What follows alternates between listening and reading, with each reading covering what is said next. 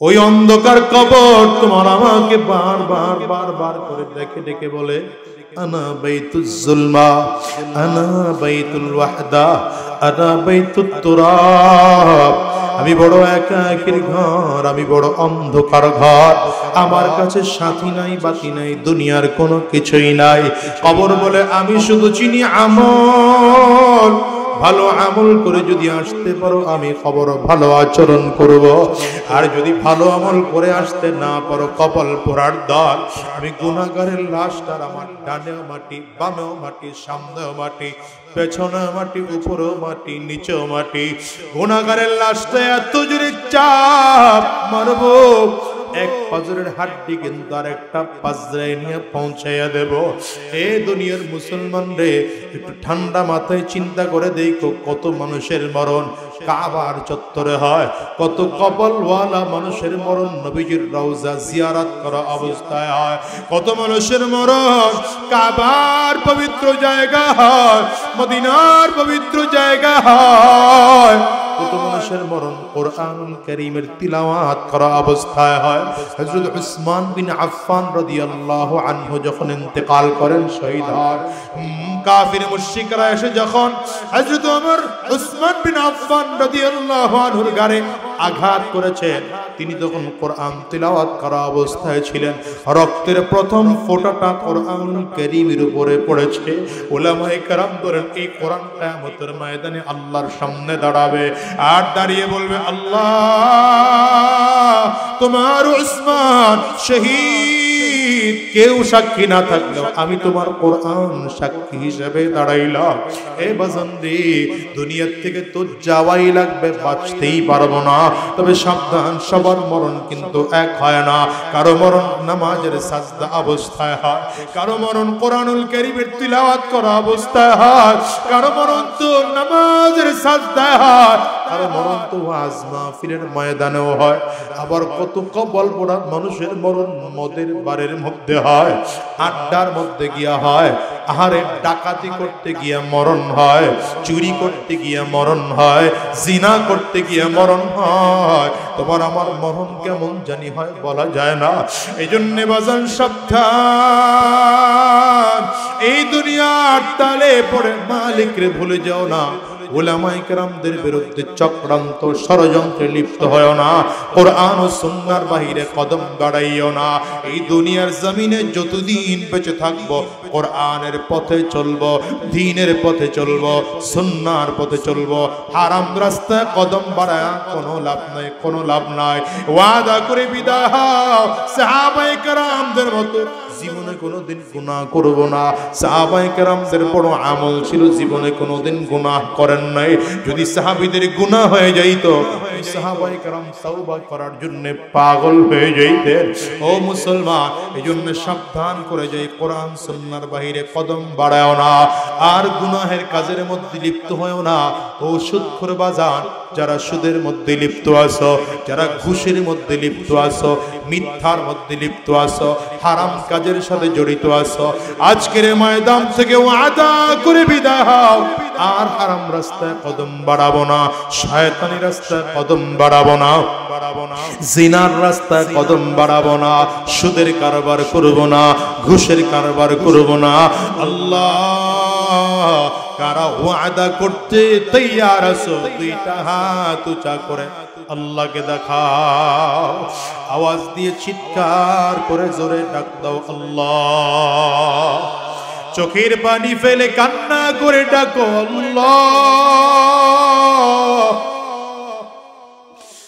চোখে যদি পানি না আসে, কান্নার ভান ধরে ডাকো, আর বলো না আল্লাহ গো দয়ার মালিক।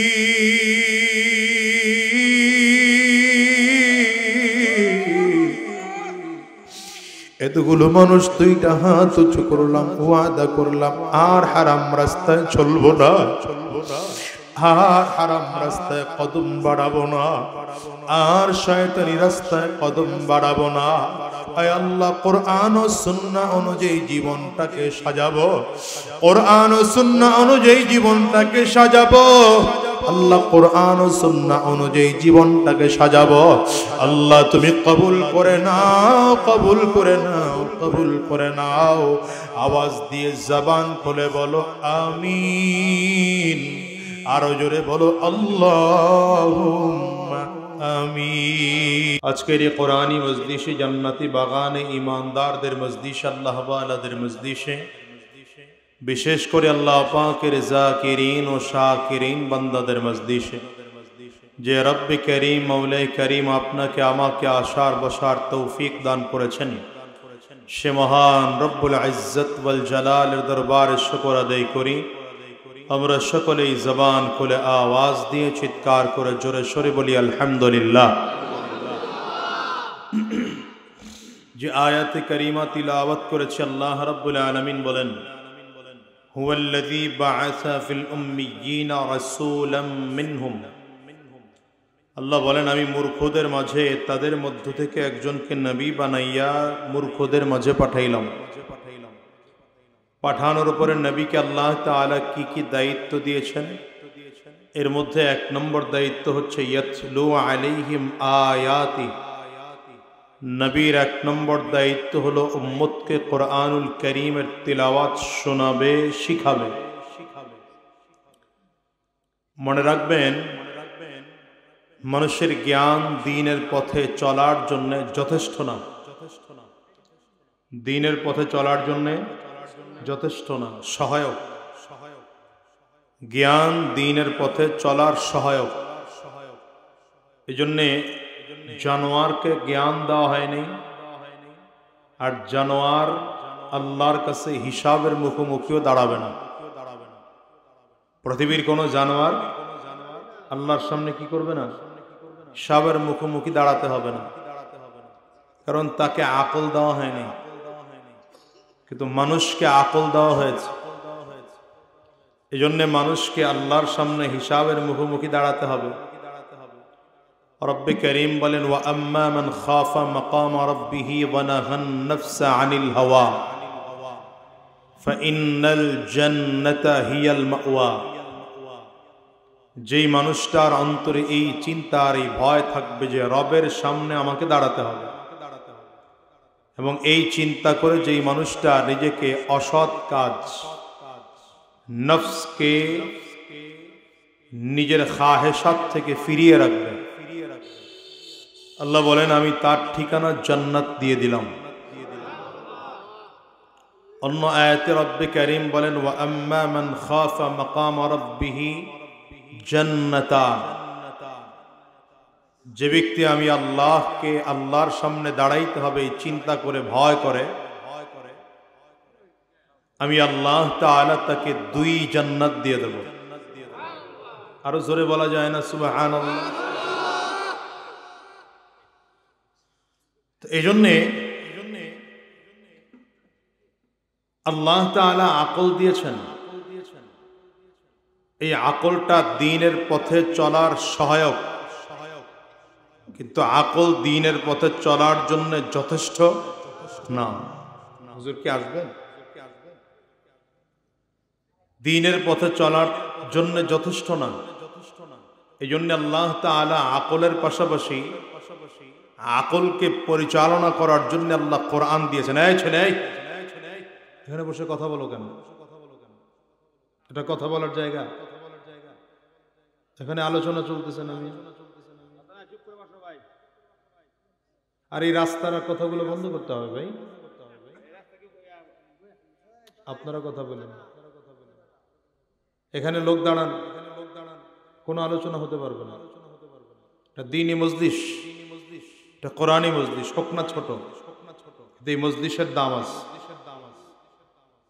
এখানে এমন কোন আচরণ করা যাবে না যে আচরণে কোরআনের সাথে বেয়াদবি হয়। তুমি মাথা নিচের দিকে দিতে পারবে না, মাথার নিচের দিকে দিতে পারবে না, আমার দিকে তাকায় থাকতে হবে। তুমি বইসাই ঠেকছো, এটা বুঝতে হবে তোমার। এই জায়গাটা পূরণ করেন। আপনারা সামনে আগান, সামনে আগায় বসেন। আপনি আগায় বসেন না, ওই যে বাজান বসছেন আপনি আগায় বসেন না।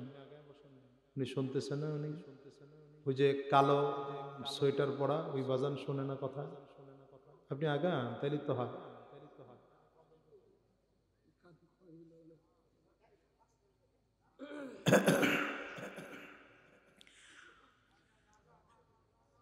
তো আকলটা পরিচালনা করার জন্য আল্লাহ তাআলা কোরআন দিয়েছেন। 114 সূরাওয়ালা কোরআন, 30 পারাওয়ালা কোরআন দিয়েছেন আল্লাহ। আবার কোরআন যদি সবাই না বুঝে, এই জন্য কোরআন বোঝার জন্য আল্লাহ তাআলা বোঝানোর জন্য উস্তাদও পাঠাইছে। কোরআনের শ্রেষ্ঠ উস্তাদ কে?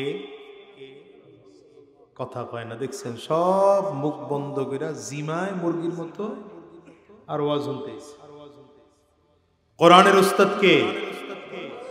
নবী মুহাম্মদুর রাসূলুল্লাহ। জোরে বলেন সাল্লাল্লাহু আলাইহি ওয়াসাল্লাম।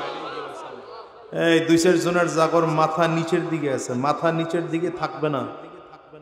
মজলিসে বসার আদব হলো যিনি কথা বলেন তার চেহারার দিকে তাকিয়ে কথা শোনা, এটা মজলিসের আদব।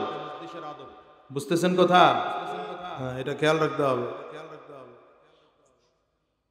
এই যে এসে শুরুতে কই গেল, কই এটা মাইকেলটা কই, এটা ধমক দিছি, এটা ধমক দিছি এই জন্য। কারণ হলো পরিবেশ মানুষকে পরিবর্তন হতে বাধ্য করে। এটা একটা জান্নাতি পরিবেশ। এখানে আসার ধরন আলাদা, বসার ধরন আলাদা, কথা বলার ধরন আলাদা, এই মজলিসের আদব আলাদা। এখান থেকে মানুষ দিনদার হয়ে বাড়ি যাবে, এই জন্য এখানে আসবে। কি কথা কন না কেন? যাত্রাবেলায় আগে যা ছিল তাই এখন, মাঝখান দিয়ে কিছু নাচানাচি করছে আর কি। এটা হলো যাত্রার ফাইনাল ফলাফল। কি কথা বলেন? রাজনৈতিক দলের সমাবেশের আগেও যা ছিল এখনো তাই থাকবে, মাঝখানে একটু চিল্লা চিল্লি, এটা হলো ফলাফল। কিন্তু দ্বীনি মজলিসের ফলাফল হলো এই মাহফিলগুলোর কারণে আগে যদি ফজরের নামাজে মুসল্লি হতো 5 জন, আজকের থেকে হতে হবে 20 জন। যে মানুষটা মুখে দাড়ি রাখে নাই সে এখন দাড়ি রাখবে, এই জন্যই দ্বীনি মাহফিল। যার মাথায় টুপি ছিল না সে এখন মাথায় টুপি দিবে, এই জন্য দ্বীনি মাহফিল। কি কথা বলেন না বাবা? যে সুদ খাইতো সে এখন থেকে খাবে না, এই জন্য দ্বীনি মাহফিল। যে মিথ্যা কথা বলতো সে এখন বলবে না, এই জন্য দ্বীনি মাহফিল। এই পরিবেশটা খুব দামি ভাই, খুব দামি। এই পরিবেশে আল্লাহ সবাইকে আনেন না। আমি তো দেখলাম বাজারে লোকের অভাব নাই। ওই লোক যদি এখানে আসতো তাহলে প্যান্ডেল করা লাগতো 3 ডবল। এরা চিন্তা করতেছে হুজুররা কি বলে, ওগুলো আমরা জানি, খালি খালি গিয়া লাভ নাই। এই জন্য বলি হিদায়াত সবার নসিবে হয় না। হিদায়াত সবার নসিবে। আবু জাহেলের বাড়ি নবীর একদম কাছে ছিল, একদম কাছে। আবু জাহেল রে আল্লাহ হিদায়াত দেন নাই। সেই কিনান থেকে আসছেন বনু গফার গোত্রের আবু যার গফারি রাদিয়াল্লাহু আনহু, মক্কা থেকে 1000 মাইল দূরে। সেই সব মক্কায় খুঁজতেছে, মুহাম্মদকে খুঁজতেছে। একদিন নয় দিন না, কয়েকদিন ধরে খুঁজে সর্বশেষ নবীকে পেয়েছেন। শেষে কালিমা পড়ে মুসলমান হয়েছে। ইসলামের 5ম নম্বর মুসলমান, 5মবারে যিনি কালিমা পড়ে মুসলমান হয়েছেন আবু যার গফারি রাদিয়াল্লাহু আনহু। কথা বুঝতেছেন? এজন্য ধমক টমক দিয়া লাই, এটা বুঝেন না যে আপনার সাথে আমার কোনো শত্রুতা আছে, এজন্য ধমক দিতেছে। ধমক টমক দিতেছি হলো কারণ আপনার মধ্যে দ্বীন ঢুকাইতে চায়, এই দরদে ধমক দিতেছে। বুঝেননি কথা? আল্লাহ তো মানুষের আকলটা যথেষ্ট না দ্বীনের পথে, কোরআনের পথে চলার জন্য, জান্নাতে যাওয়ার জন্য, জাহান্নাম থেকে মুক্তির জন্য আকল মানুষের যথেষ্ট না। এজন্য আল্লাহ তাআলা মানুষের আকলকে পরিচালনা করার জন্য কোরআন নাজিল করেছেন। কি নাজিল করেছেন? আবার কোরআন যদি সবাই না বুঝে, এই কোরআন বোঝার জন্য আবার উস্তাদ পাঠাইছেন। কারণ কোরআন তো রবের কালাম, রব তো উঁচু রব, রবের ভাষা তো সবাই বুঝবে না, রবের ভাষা তো সবাই বুঝার যোগ্যতা রাখে না। যেন রবের ভাষা বুঝতে অসুবিধা না হয়, এজন্য আল্লাহ তাআলা উস্তাদ পাঠিয়েছেন। এই জন্য নবী বলেন বুইস্তু মুআল্লিমা, নবী বলেন আমাকে গোটা জাতির জন্য উস্তাদ বানিয়ে পাঠানো হয়েছে। আমার নবী ছিলেন উস্তাদ। বলেন নবী কি? জোরে বলেন, আরো জোরে বলেন। এই যে আমরা এখানে বসলাম, আমরা সব নবীর ছাত্র। আমার আগে যিনি কথা বলেছেন তিনিও নবীর ছাত্র, আমি কথা বলতেছি আমিও নবীর ছাত্র, আমার পরে যিনি কথা বলবেন তিনিও নবীর ছাত্র। এই 12 বছরে এই মাহফিলে আগে গত বছর যিনি কথা বলেছেন তিনিও নবীর ছাত্র, আগামী বছর যিনি কথা বলবেন তিনিও নবীর ছাত্র। আমরা ইনডাইরেক্ট ছাত্র, সাহাবায়ে কেরাম ডাইরেক্ট ছাত্র। সাহাবায়ে কেরাম ডাইরেক্ট ছাত্র। দেখেন আল্লাহ রাসূলের কাছে সাহাবায়ে কেরাম ছাত্র হওয়ার কারণে সাহাবীদের দাম কেমন। আল্লাহু আকবার। একটু ছোট্ট করে ভালো করে বুঝেন। আচ্ছা, কোরআন তো সাহাবায়ে কেরামও পড়েছেন, কোরআন আপনি আমিও পড়ি। সাহাবায়ে কেরাম যে কোরআন পড়ছেন আমি আপনি কি একই কোরআন পড়ি না ব্যবধান আছে? কথা কন না তো আপনারা, কি একই কোরআন পড়ি না ব্যবধান আছে? কোরআনের কিছু আয়াত কমে গেছে নাকি? সাহাবায়ে কেরামদের কোরআন আর আপনার আমার কোরআন একই কোরআন। সাহাবায়ে কেরাম নবীজির কাছ থেকে যে যে হাদিস শিখেছেন আমরাও কি একই হাদিস পড়ি না ব্যবধান আছে? একই হাদিস, একই কোরআন। তাহলে সম্মান আর মর্যাদা এত ব্যবধান হলো কেন? এত ব্যবধান কেন? আপনার আমার তুলনায় সাহাবায়ে কেরামদের দাম কত বলেন তো? আল্লাহু আকবার। আমি মাঝে মাঝে উদাহরণ দিয়ে বলি, এই যে মুরব্বীরা এখানে বসা, এই বাজানের বয়স কত বাজান আপনার? হ্যাঁ 81। এই যে মাশাআল্লাহ পাইছি, আপনারা দিয়ে উদাহরণ ভালো চলবে। এই বাজানের চেয়ে মুরব্বিয়ান আছেন তো এখানে? 81? হ্যাঁ আচ্ছা 80 81 চলতেছে। আচ্ছা এই মুরব্বি যে ওই আল্লাহর ওলি কি করতেছে? ফেসবুক? আরে ভাই, এই বাজান 81 বছর হয়ে গেল তার। এখন উনি যদি ওনার মতো মুরব্বী আপনাদের এলাকা আরো যারা আছে এরকম মুরব্বীরা যদি জীবনে এক ওয়াক্ত নামাজ কাজা না করেন তাহলে বালেগ হওয়ার পর থেকে এই মুরব্বী মিনিমাম 65 বছর নামাজ পড়েছেন মিনিমাম। কথা বুঝেন না? 80 থেকে আপনি 15 মাইনাস করেন, মানুষ সাবাল্য খাওয়ার আগ পর্যন্ত ইবাদত হয় না, তাহলে 80 থেকে 15 মাইনাস করলে কত হবে? 65 বছর। এই মুরব্বী তাহলে প্রায় 65 বছর নামাজ পড়েছেন। কি কথা কন না? যদি আপনার এলাকায় 90 বছরের কোনো মুরব্বী থাকেন তাহলে তাকে দেখবেন তিনি 75 বছর নামাজ পড়েছেন, 5 ওয়াক্ত নামাজ। কিন্তু বলেন তো আবু বকর সিদ্দিক রাদিয়াল্লাহু আনহু নামাজের বয়স ছিল কত? কন্যা কত জানেন না হিসাব? আবু বকর সিদ্দিক রাদিয়াল্লাহু আনহু ঈমানি হালাতে জমিনে কাটিয়েছেন 25 বছর, কিছু কম বেশি আছে, 25 বছর ধরে নেন। কত বছর? নবীজির নবুয়তের 23 বছর। কারণ নবীজির যেদিন নবুয়ত পেয়েছেন তার পরের দিন আবু বকর কালিমা পড়েছেন, আর নবীজির 2 বছর পরে ইন্তেকাল করেছেন। তাহলে 23 আর 2 কিছু মাস কম বেশি থাকে, ওগুলো বাদ দেন, হিসাবটা বোঝানোর জন্য বলছি। নামাজ ফরজ হয়েছে নবুয়তির 8ম বছরে, তাহলে 25 থেকে আরো 7-8 বছর মাইনাস করেন, কত হয়? 17 বছর। আবু বকর সিদ্দিক রাদিয়াল্লাহু আনহু 5 ওয়াক্ত নামাজ পড়েছেন মাত্র 17 বছর। কত বছর?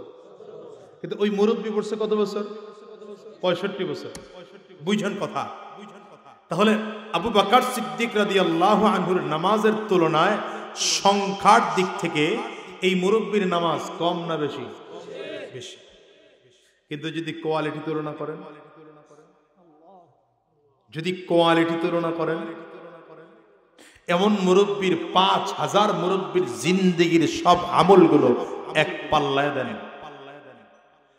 আর আবু বকর সিদ্দিক রাদিয়াল্লাহু আনহুর জীবনের এক দিনের, এক ওয়াক্তের, এক রাকাতের একটা সাজদাকে আরেক পাল্লায় দেন, সমান হবে?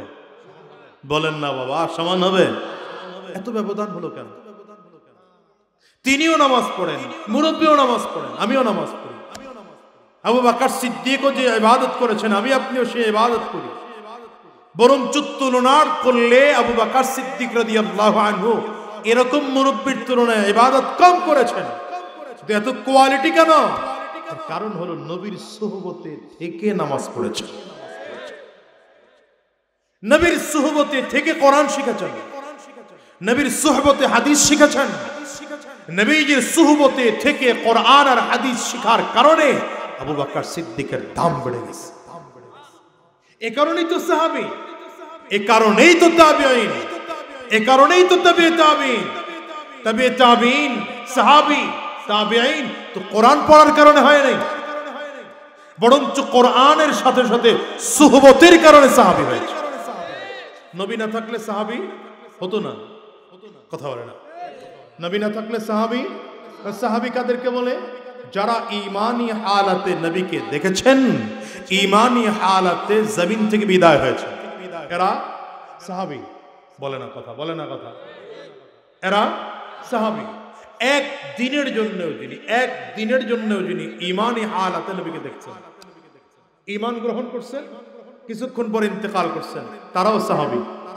রব্বে কারীম এদের ব্যাপারে বলেন রাদিয়াল্লাহু আনহুম ওয়া রাদু আন, আল্লাহ তাদের প্রতি খুশি, তারাও আল্লাহর প্রতি খুশি। সুবহানাল্লাহ বলবেন।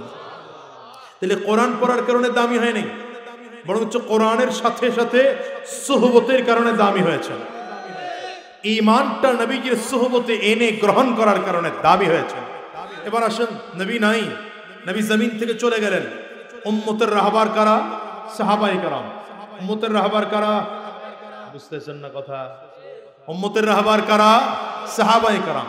এই সাহাবায়ে কেরামদেরকে যারা ঈমানি হালাতে দেখেছেন, ঈমানি হালাতে ইন্তেকাল করেছেন, এরা তাবিঈন। এরা কি? এদের দাম সাহাবীদের মতো না একটু কম? কেন কেন কেন?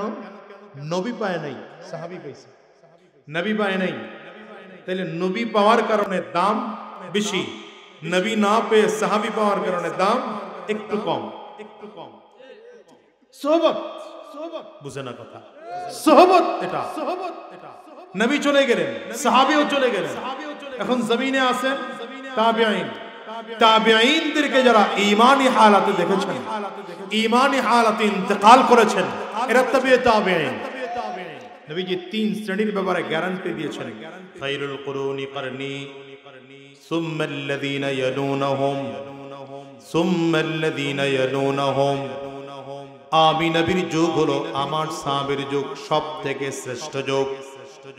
এরপরে তাবিঈনদের যুগ সব থেকে শ্রেষ্ঠ যুগ। তবে তাবিঈনদের যুগ পৃথিবীর সব থেকে শ্রেষ্ঠ যুগ। এই তিন যুগের পরে নবীজি আর কোনো গ্যারান্টি দেন নাই। যদিও তিন যুগের কথা বলেছে, কিন্তু এই তিন যুগের মধ্যে শ্রেষ্ঠ যুগ হলো সাহাবায়ে কেরামদের যুগ। সুহবতের কারণে মানুষের দাম বেড়ে যায়, সুহবতের কারণে মানুষের দাম বেড়ে যায়। এজন্য আল্লাহ তাআলা কোরআন বোঝার জন্য উস্তাদ পাঠিয়েছেন, নবী পাঠিয়েছেন। নবীর সুহবতে থেকে কোরআন শিখার কারণে এই মানুষটার এত দাম হয়ে গেল, দুনিয়াতে থাকা অবস্থায় জান্নাতের সার্টিফিকেট পেয়ে গেল। যদিও পরনে ছানার চট, পরনে কি বলেন না, বলেন না? পরনে ছানার চট, মাথার পাগড়িটা ছানার চটের পাগড়ি। জিবরিল আমিন একবার নবীজির কাছে আসছে, নবীজির কাছে আসার পরে নবীজি তাকিয়ে দেখেন জিবরিল আমিনের পরনে ছানার চটের জুব্বা। পরনে কিসের জুব্বা? বলেন না, বলেন না, বলেন না? মাথার পাগড়ির দিকে তাকিয়ে দেখেন মাথার পাগড়িটাও ছানার চটের পাগড়ি। জিবরিল আমিন এসে নবীজিকে বললেন, পয়গম্বর আপনার আবু বকরকে একটু সালাম বলেন। আবু বকর সিদ্দিক রাদিয়াল্লাহু আনহুকে ডাকা হলো। নবীজি আবু বকর সিদ্দিক রাদিয়াল্লাহু আনহুকে ডাকলেন। আবু বকর সিদ্দিক নবীজির এক পাশে দাঁড়ানো, জিবরিল আমিন নবীজির আরেক পাশে দাঁড়ানো। নবীজি তাকিয়ে দেখেন জিবরিল আমিন যেই পোশাক পরে আছে আবু বকর সিদ্দিক একই পোশাক পরে আছে। জিবরিল আমিনের মাথার পাগড়িটা যেমন, আবু বকর সিদ্দিক রাদিয়াল্লাহু আনহুর মাথার পাগড়িটাও তেমন। ওই ছালার চোটে আবু বকর সিদ্দিক রাদিয়াল্লাহু আনহুর দিকে তাকিয়ে আমার নবী বলেন, এই আবু বকর, তুমি জিবরিল আমিনের পোশাক পরেছ না জিবরিল তোমার পোশাক পরেছে? পয়গম্বর আরবির দিকে লক্ষ্য করে জিবরিল আমিন বলেন, পয়গম্বর, আমার পোশাক আবু বকর পরে নাই, বরঞ্চ আমি জিবরাইল আবু বকরের পোশাক পরেছি। শুধু আমি একা নয়, আসমানের সব ফেরেশতারা আবু বকরের পোশাক আজকে পরেছে। কেন পড়েছে নবী, কেন পড়েছে? জিবরিল আমিন বলেন, পয়গম্বর, আপনার কাছে যখনই আসি হয়তো ওহী নিয়ে আসি, কোরআনের আয়াত নিয়ে আসি, অথবা কোন সমস্যার সমাধানের জন্য আসি, আজকে আমি আল্লাহ পাকের পক্ষ থেকে আপনার জন্য কোরআনের কোন আলাদা ওহী নিয়ে আসি নাই, আলাদা কোন আয়াত নিয়ে আসি নাই, আলাদা কোন সমস্যার সমাধানের জন্য আসি নাই। এসেছি যদিও আপনার কাছে, কিন্তু আবু বকরের কাছে একটা খবর পৌঁছায় দেওয়ার জন্য। জিবরিল আমিন এবার বলেন, ইয়া আবা বকর, ইন্নাল্লাহা ইয়াকরাউ আলাইকাস সালাম। হে আবু বকর, আজকের তোমার পোশাকে আমার মালিক এত খুশি হয়েছেন, আল্লাহর সালাম তোমার কাছে পৌঁছায় দেওয়ার জন্য আজকে জমিনে হাজির। আপনার এলাকার মেম্বার সাহেব আপনারে ইনভাইট করলে খুব মজা লাগে, আনন্দ লাগে, ঠিক না? চেয়ারম্যান সাহেব ইনভাইট করলে আর একটু বেশি ভালো লাগে। যদি এমপি সাহেব দাওয়াত দেয় তাইলে আরো ভালো লাগে, ঠিক না? যদি প্রধানমন্ত্রী দাওয়াত দেয়, যদিও নাই ভালো, যে আসিল আর কি, সে যদি দাওয়াত দিত তাইলে ভিতরে একটা গরম গরম অনুভব। আসতে গেলেন কেন, ঠিক না?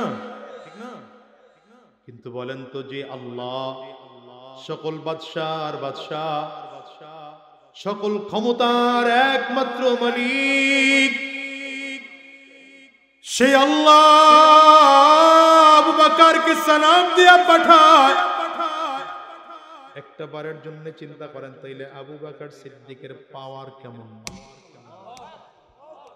এই জন্য নবী বলেন, কিয়ামতের ময়দানে জান্নাতে যাওয়ার জন্য কোন নবীকে আগে পারমিশন দেওয়া হবে না। সবার আগে আমি নবী মুহাম্মদুর রাসূলুল্লাহ সাল্লাল্লাহু আলাইহি ওয়াসাল্লাম জান্নাতে ঢুকব, কারণ আমি নবীর কাছে জান্নাতের গেটের চাবি থাকবে। আমার হাতের চাবিটা দিয়ে জান্নাতের গেটটা খুলে দেওয়ার পরে আমি নবী সর্বপ্রথম জান্নাতে ঢুকব, আমার পরে অন্যান্য নবীরা জান্নাতে ঢুকবেন। নবী আমার বলেন, অন্যান্য নবীদের সিরিয়াল যখন শেষ হয়ে যাবে, উম্মতদের সিরিয়াল যখন শুরু হবে, সর্বপ্রথম জান্নাতের 8টা দরজা একসাথে খুলে ফেরেশতারা দাঁড়িয়ে যাবে। আবু বকর সিদ্দিকের জন্য বলা হবে, যে কোনো দরজা দিয়ে ঢুকতে মনে চায় ঢুকে যা। দামটা বুঝেন নাই, এত দাম বেড়েছে সুহবতের কারণে। কথা কোন কিসের কারণে? এই জন্য আমি আমার আলোচনায় বলি, গোটা পৃথিবীর মানুষ দ্বীনের পথ পাওয়ার জন্য দুইটা বিষয়ের সমন্বয় লাগবে। এক হলো কিতাবুল্লাহ, এক হলো রিজালুল্লাহ। বলেন, এক নম্বর কিতাবুল্লাহ, আরেকটা রিজালুল্লাহ। আল্লাহর কোরআন আর নবীজির সুন্নাহ, এই দুটোকে শরীয়তের ভাষায় কি বলে? কিতাবুল্লাহ। আরেক হলো রিজালুল্লাহ। রিজালুল্লাহ কাকে বলে? আল্লাহর মনোনীত ব্যক্তিবর্গ, আল্লাহর মনোনীত ব্যক্তিবর্গ, এদেরকে কি বলে? রিজালুল্লাহ। এই দুইটা জিনিসের সমন্বয় লাগবে যদি দ্বীনে হক পাইতে হয়।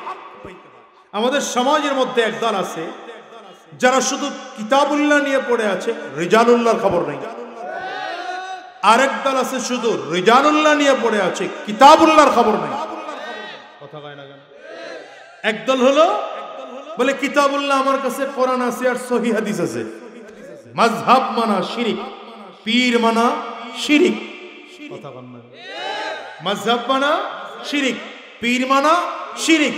কোরআন আছে, সহিহ হাদিস আছে, বাস আমল করব। আমি বলবো না ভাই, তোমার কাছে পুরো ডিসপেন্সারিটাই আছে, কিন্তু কোন রোগের কোন ঔষধ সেই জ্ঞান তোমার কাছে নাই। আপনাদের এই বাজারে একজন ব্যক্তি রিটায়ার্ড করছে, তো টাকা 5 লাখ 7 লাখ টাকা দিয়া বিশাল ফার্মেসি দিছে। এখন জ্বর হয়েছে, উনি ফার্মেসির থেকে একটা ঔষধ নামায়া খাইলেই তো হয়। কথা কয় না তো? হ্যাঁ, খাইলে চলবে কেন? উনি 1 মাস ধরে খালি খাইতে থাকুক না, 5 লাখ টাকার ঔষধ পুরোটা খায়ালাম না। কি করবে? জ্বর হয়েছে, মাথা ব্যথা, পেটে ব্যথা, মাথা ব্যথা, অমুক সমস্যা, চোখের ঝাপসা দেখেন, জিহ্বা শুকিয়ে যায়, গলা শুকিয়ে যায়, অথবা ডায়াবেটিস বেড়েছে, এখন ডাক্তার দেখান। কেমন ডাক্তার? হাতুড়ে ডাক্তার না, এমবিবিএস ডাক্তার, এফআরসিএস ডাক্তার, হ্যাঁ, স্পেশালিস্ট ডাক্তার। যে ডাক্তারের ভিজিট 500 হতে পারে, 1000 হতে পারে, 1500 হতে পারে। আরে ভাই, আপনার কাছে তো 5 লাখ টাকার ঔষধের ফার্মেসি আছে, আপনি খাবেন না কেন? কারণ হলো, পুরো ঔষধের গোডাউন আমার কাছে থাকলো, আমার রোগের জন্য কোন ঔষধটা উপকারী এটা আমি জানি না। এটা নির্ণয় করে দেওয়ার দায়িত্ব একজন এমবিবিএস, এফআরসিএস স্পেশালিস্ট ডাক্তারের। ঠিক তেমনি পুরো কোরআন আমার জন্য, নবীজির সবগুলো সুন্নাহ আমার জন্য, কিন্তু কোনটা আমার জন্য পালনীয়, কোনটার উপরে আমি আমল করতে পারি, এটা নির্ণয় করে দেওয়ার দায়িত্ব হাক্কানি উলামায়ে কেরাম। তাহলে কোরআন আছে আর সহিহ হাদিস আছে, আর কিছু লাগবে না? হ্যাঁ, কি লাগবে? রিজালুল্লাহ লাগবে। আরেক দল আছে শুধু রিজালুল্লাহ নিয়ে পড়ে আছে, কিতাবুল্লাহর খবর নাই।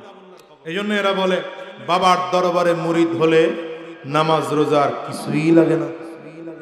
নাউজুবিল্লাহর পাওয়ার তো খুব ভালো মনে হইতেছে না।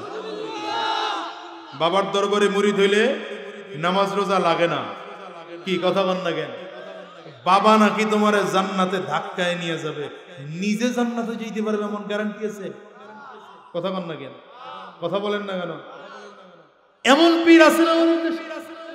কি কথা বল না কেন? এমন পীর ওই দেশে আছে যে দাড়ি একটাও নাই। বাংলাদেশের নাম করা পীর প্রতিদিন ক্লিন শেভ করে, তারও মুরিদ আছে। ও, আপনারা জানেন না মনে হয়। হ্যাঁ, এর রিজালুল্লাহ মেনেছে কিতাবুল্লাহ, তার মানে হলো আমার পীর যা বলে এটাই ঠিক। না না না, এটা ভুল। কথা বলেন না? আমার পীর যেটা ঠিক না, এটা ভুল। আমার আমির যেটা বলে এটাই ঠিক না, এটা ভুল। আমার উস্তাদ যেটা বলে এটাই ঠিক না, এটা ভুল। আমার রাজনৈতিক নেতা যেটা বলে এটাই ঠিক না, এটা ভুল। আমার মুরব্বি যেটা বলে এটাই ঠিক না, এটা ভুল। সত্য হলো এটা, আমার পীর, আমার মুরব্বি, আমার উস্তাদ, আমার আমির, আমার রাজনৈতিক নেতা যতক্ষণ পর্যন্ত কোরআন সুন্নাহ অনুযায়ী বলে ততক্ষণ ঠিক। যখন কোরআন সুন্নাহ অনুযায়ী বলবে না, ও আমির মানি না, ওই পীর মানি না, ওই উস্তাদ মানি না, ওই মুরব্বি মানি না। এই ভেজালটা তো এখানে। কথা বলেন না কেন? কিতাবুল্লাহ লাগবে। শুধু কিতাবুল্লাহ দিয়ে দ্বীনের হক পাওয়া যাবে না, শুধু রিজালুল্লাহ দিয়েও দ্বীনে হক পাওয়া যাবে না। কিতাবুল্লাহ দরকার, রিজালুল্লাহ দরকার। হ্যাঁ, এই জন্যই তো বলি সাহাবায়ে কেরামদের মূল্য বেড়েছে রিজালুল্লাহর সোহবত অর্জন করার। কিন্তু হ্যাঁ, নবীজি চিরজীবন জমিনে থাকবেন না। বিদায় হজের ভাষণে রাহমাতুল লিল আলামিন সাহাবায়ে কেরামদের মাঝে বক্তব্য দিচ্ছেন, আল ইয়াউমা আকমালতু লাকুম দীনাকুম ওয়া আতমামতু আলাইকুম নি'মাতি ওয়া রাদিতু লাকুমুল ইসলাম দীনা। নবী আমার সলক্ষ সাহাবায়ে কেরামদের সামনে দাঁড়িয়ে ভাষণ দিচ্ছেন। সাহাবায়ে কেরাম, আজকের দিনে আল্লাহ তাআলা দ্বীন কমপ্লিট করে দিলেন, দ্বীন পরিপূর্ণ করে দিলেন। এখন থেকে দ্বীনের মধ্যে কিছু বাড়বেও না, কমবেও না। সাহাবায়ে কেরাম নবীজির জবানে এই ঘোষণা শুনে বড় আনন্দিত হলেন। এত আনন্দিত, একজন সাহাবী আরেকজনের কপালের মধ্যে চুমা খায়। কেউ হাতে হাত মিলিয়ে আনন্দ প্রকাশ করে, কেউ বুকে বুক মিলিয়ে আনন্দ প্রকাশ করে। আর ডেকে বলে, ভাই আমাদের রক্তের বিনিময় বুঝে আজকে দিন কমপ্লিট হয়ে গেল, পরিপূর্ণ হলো। উহুদের ময়দানে সাহাবায়ে কেরাম শহীদ, শাহাদাতের বিনিময় বুঝে দিন কমপ্লিট হয়ে গেল। একজন সাহাবায়ে কেরাম যখন আনন্দ প্রকাশ করছে, হঠাৎ করে তাকিয়ে দেখেন আবু বকর সিদ্দিক রাদিয়াল্লাহু আনহু ময়দানের একটা কিনারায় দাঁড়িয়ে কান্না করতেছে। হযরত আবু বকর সিদ্দিককে জিজ্ঞাসা করলেন, ভাই আবু বকর, আমরা সবাই আনন্দ প্রকাশ করি, আপনি কেন কান্না করেন? আবু বকর সিদ্দিক রাদিয়াল্লাহু আনহু বলেন, কান্নার বড় কারণ হলো আমার নবী কি বলেছেন তোমরা খেয়াল করতে পারো নাই। নবী বলেছেন দিন কমপ্লিট করে দেওয়া হলো। আরে ভাই, আমার নবী জমিনে এসেছিলেন দিন কমপ্লিট করার জন্য, পরিপূর্ণ করার জন্য। যেহেতু নবী বলেছেন দিন পরিপূর্ণ হয়ে গেল, তাইলে বোঝা যায় আমার নবী জমিনে বেশি দিন আর থাকবেন না, জমিন থেকে নবী বিদায় হয়ে যাবে। আবু বকর সিদ্দিক রাদিয়াল্লাহু আনহু চোখের পানিগুলো ফেলে ফেলে কান্না করে আর বলেন, আমি নবী ছাড়া দুনিয়ার মধ্যে কেমন করে থাকবো, নবী ছাড়া দুনিয়ায় কেমন করে চলবো। কারণ নবী মক্কায় ছিলেন, আমি আবু বকরও মক্কায় ছিলাম। নবী মদিনায়, আমি আবু বকরও মদিনায়। নবী হিজরতের পথে, আমি আবু বকরও হিজরতের পথে। নবীজি পাহাড়ের চূড়ায় গর্তের মধ্যে পলায়ন করেছেন, আশ্রয় নিয়েছে। আমিও তো পাহাড়ের চূড়ায় নবীর সাথে আশ্রয় নিয়েছিলাম। গর্তের মধ্যে আমার কোলে আমার রাহমাতুল লিল আলামিনকে শোয়াইয়া আমি আমার রাহমাতুল লিল আলামিনের চেহারার দিকে তাকিয়েছিলাম। নবী যেখানে, আমি আবু বকর সিদ্দিকও সেখানে ছিলাম। আজকে নবী যদি জমিন থেকে বিদায় হয়ে যায়, আমি আবু বকর দুনিয়ায় থাকতে পারবো না। সাহাবায়ে কেরাম আবু বকর সিদ্দিক রাদিয়াল্লাহু আনহুর কথা দ্রুত বুঝতে পেরেছেন। সবাই মিলে আবার জোরে সোরে কান্না শুরু করে দিলেন। নবীজি ময়দানের দিকে তাকিয়ে দেখেন সব সাহাবায়ে কেরামদের চোখ দিয়ে পানি পড়তেছে। নবীজি দাঁড়িয়ে বললেন, সাহাবীরা কান্না করো না, কোন নবী দুনিয়ায় থাকতে পারেন নাই, আমি নবীও দুনিয়ায় থাকতে পারবো না। নবীরা জমিন থেকে বিদায়, আমিও জমিন থেকে বিদায় হয়ে যাব। তবে সাবধান, অন্যান্য নবীদের বিদায় আর আমি নবীর বিদায় কিন্তু এক না। অন্যান্য নবীরা জমিন থেকে বিদায়, তাদের ধর্মীয় গ্রন্থ জমিন থেকে বিদায়, তাদের ধর্ম জমিন থেকে বিদায়। আমি নবী বিদায় হয়ে যাব, আমি নবীর ধর্ম ইসলাম জমিন থেকে বিদায় হবে না। আমি নবীর ধর্মীয় গ্রন্থ কোরআন আর সুন্নাহ জমিন থেকে বিদায় হবে না। আমি নবী যদিও জমিন থেকে বিদায় হয়ে যাব, কিন্তু তোমাদের কাছে দুটো জিনিস রেখে গেলাম। তারাকতু ফীকুম আমরাইন লান তাদিল্লু মা তামাসসাকতুম বিহিমা কিতাবাল্লাহ ওয়াস সুন্নাত রাসূলি।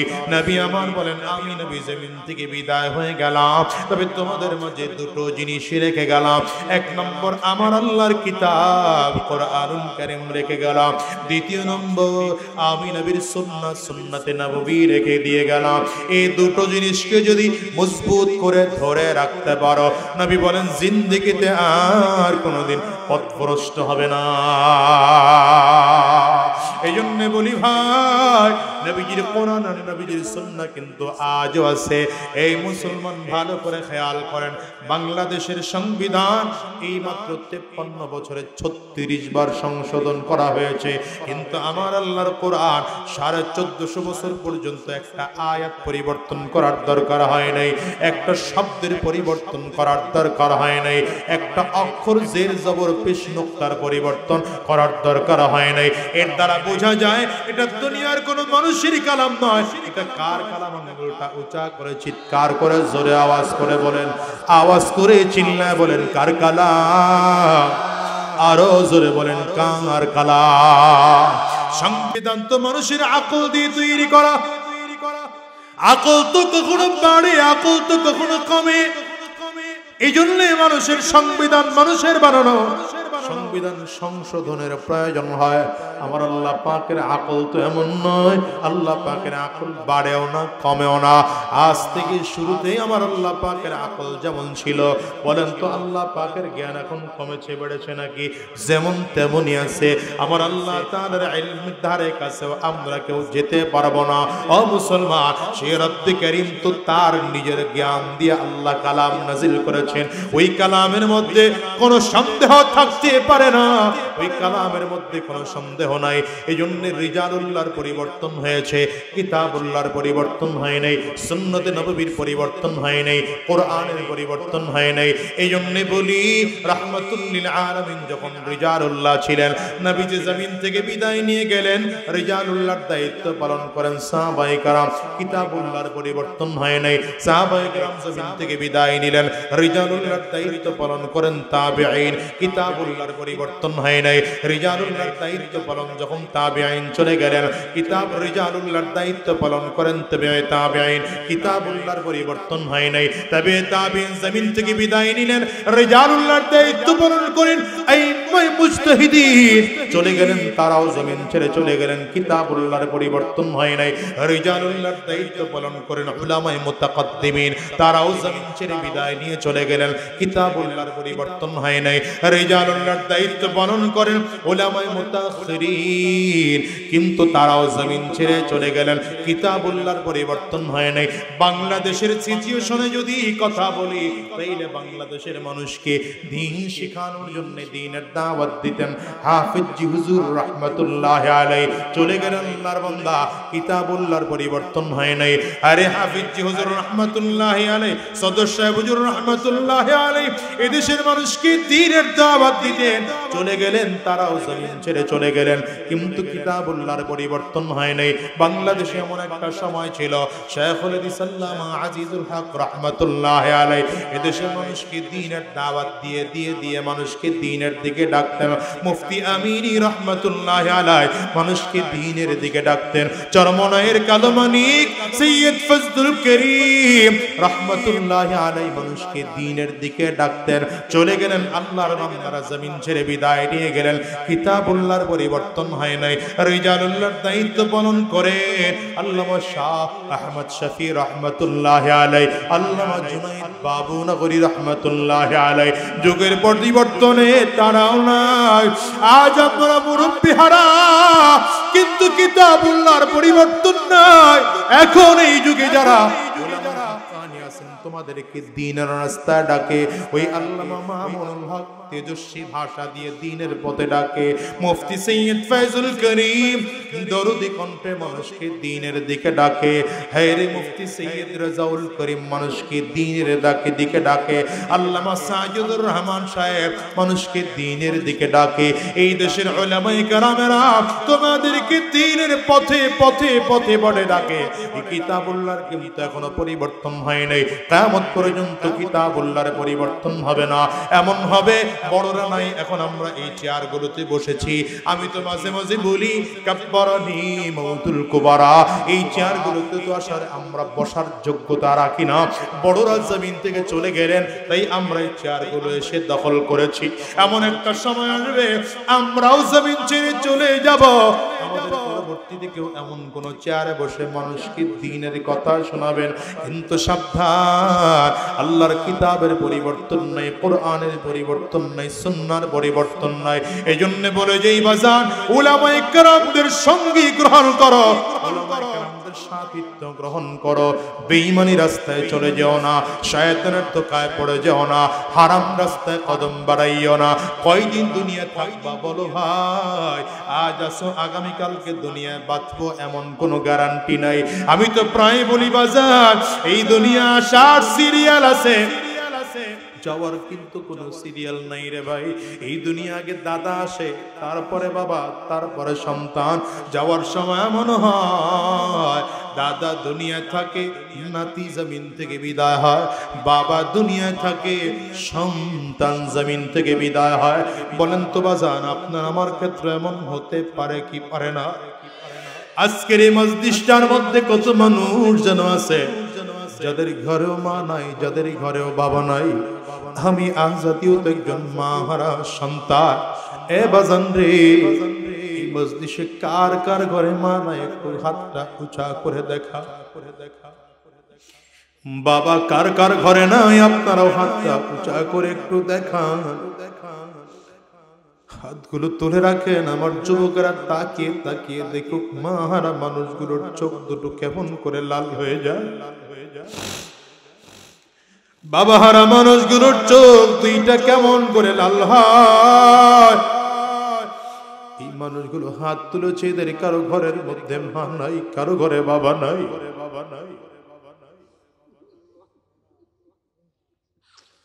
কারো ঘরে আব্বা আম্মা দুইজনের কেউ নাই। এই জমিন ছেড়ে তোমাকে আমাকেও তোমার আমার বাবা আর মায়ের মতো জমিন থেকে বিদায় হওয়া লাগবে রে বাজার। ঠান্ডা মাথায় চিন্তা করে দেখো, এই দুনিয়ায় কেউ থাকার জন্য চিরজীবন আসে নাই, থাকতে পারবে না, থাকতে পারবে না।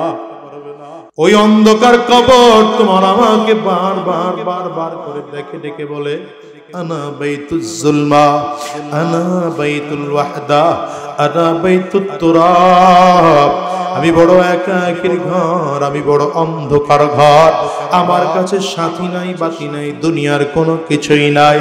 কবর বলে আমি শুধু চিনি আমল, ভালো আমল করে যদি আসতে পারো আমি কবর ভালো আচরণ করব। আর যদি ভালো আমল করে আসতে না পারো, কপাল পোড়ার দল। আমি গুনাহগারের লাশটার আমার ডানেও মাটি, বামেও মাটি, সামনেও মাটি, পেছনেও মাটি, উপরেও মাটি, নিচেও মাটি। গুনাহগারের লাশটা এত জোরে চাপ মারবো, এক পাজরের হাড্ডি কিন্তু আর একটা পাজরায় নিয়ে পৌঁছাইয়া দেব। এ দুনিয়ার মুসলমান রে, একটু ঠান্ডা মাথায় চিন্তা করে দেখো, কত মানুষের মরণ কাবার চত্বরে হয়, কত কপালওয়ালা মানুষের মরণ নবীজির রওজা জিয়ারত করা অবস্থায় হয়, কত মানুষের মরণ কাবার পবিত্র জায়গা হয়, মদিনার পবিত্র জায়গা হয়, কত মানুষের মরণ কোরআনুল কারীমের তিলাওয়াত করা অবস্থায় হয়। হযরত উসমান বিন আফফান রাদিয়াল্লাহু আনহু যখন ইন্তেকাল করেন, শহীদ হন, কাফির মুশরিকরা এসে যখন হযরত ওমর উসমান বিন আফফান রাদিয়াল্লাহু আনহুর গায়ে আঘাত করেছেন, তিনি তখন কোরআন তিলাওয়াত করা অবস্থায় ছিলেন। রক্তের প্রথম ফোঁটাটা কোরআনুল কারীমের উপরে পড়েছে। উলামায়ে কেরাম বলেন, এই কোরআন কিয়ামতের ময়দানে আল্লাহর সামনে দাঁড়াবে আর দাঁড়িয়ে বলবে, আল্লাহ তোমার উসমান শহীদ, কেউ সাক্ষী না থাকলেও আমি তোমার কোরআন সাক্ষী হিসেবে দাঁড়াইলাম। এ বাজানদি, দুনিয়ার থেকে তো যাওয়াই লাগবে, বাঁচতেই পারবো না। তবে সাবধান, সবার মরণ কিন্তু এক হয় না। কারো মরণ নামাজের সাজদা অবস্থায় হয়, কারো মরণ কোরআনুল কারীমের তিলাওয়াত করা অবস্থায় হয়, কারো মরণ তো নামাজের সাজদায় হয়, কারো মরণ তো ওয়াজ মাহফিলের ময়দানেও হয়। আবার কত কবল পোড়া মানুষের মরণ মদের বারের মধ্যে হয়, আড্ডার মধ্যে গিয়া হয়, আহারে ডাকাতি করতে গিয়া মরণ হয়, চুরি করতে গিয়া মরণ হয়, জিনা করতে গিয়া মরণ হয়। তোমার আমার মরণ কেমন জানি হয়, বলা যায় না। এই জন্য বাজান সাবধান, এই দুনিয়ার তালে পড়ে মালিকরে ভুলে যাও না। উলামায়ে কেরামদের বিরুদ্ধে চক্রান্ত ষড়যন্ত্রে লিপ্ত হয় না। কোরআন ও সুন্নাহর বাহিরে কদম বাড়াইও না। এই দুনিয়ার জমিনে যতদিন বেঁচে থাকবো, কোরআনের পথে চলবো, দ্বীনের পথে চলবো, সুন্নাহর পথে চলবো। হারাম রাস্তায় কদম বাড়ায় কোনো লাভ নাই, কোনো লাভ নাই। ওয়াদা করে বিদায় হও সাহাবায়ে কেরামদের মতো, জীবনে কোনোদিন গুনাহ করব না। সাহাবায়ে কেরামদের বড় আমল ছিল, জীবনে কোনোদিন গুনাহ করেন নাই। যদি সাহাবীদের গুনাহ হয়ে যাইতো, সাহাবায়ে কেরাম তওবা করার জন্য পাগল হয়ে যাইতেন। ও মুসলমান, এজন্য সাবধান করে যাই, কোরআন সুন্নাহর বাহিরে কদম বাড়াও না, আর গুনাহের কাজের মধ্যে লিপ্ত হয়ও না। ও সুদখোর বাজান, যারা সুদের মধ্যে লিপ্ত আছো, যারা ঘুষের মধ্যে লিপ্ত আছো, মিথ্যার মধ্যে লিপ্ত আছো, হারাম কাজের সাথে জড়িত আছো, আজকের ময়দান থেকে ওয়াদা করে বিদায় হও। আর হারাম রাস্তায় কদম বাড়াবো না, শয়তানি রাস্তায় কদম বাড়াবো না, জিনার রাস্তায় কদম বাড়াবো না, সুদের কারবার করব না, ঘুষের কারবার করব না। আল্লাহ কারা ওয়াদা করতে তৈয়ার আছো, দুইটা হাত উঁচা করে আল্লাহকে দেখাও, আওয়াজ দিয়ে চিৎকার করে জোরে ডাক দাও আল্লাহ। চোখের পানি ফেলে কান্না করে ডাকো আল্লাহ। চোখে যদি পানি না আসে, কান্নার ভান ধরে ডাকো, আর বলো না আল্লাহ। গো দয়ার মালিক,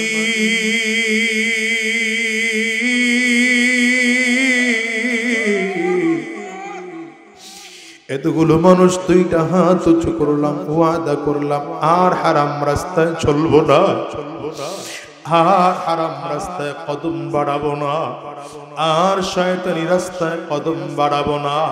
আয় আল্লাহ, কোরআন ও সুন্নাহ অনুযায়ী জীবনটাকে সাজাবো, কোরআন ও সুন্নাহ অনুযায়ী জীবনটাকে সাজাবো। আল্লাহ, কোরআন ও সুন্নাহ অনুযায়ী জীবনটাকে সাজাবো। আল্লাহ, তুমি কবুল করে নাও, কবুল করে নাও, কবুল করে নাও।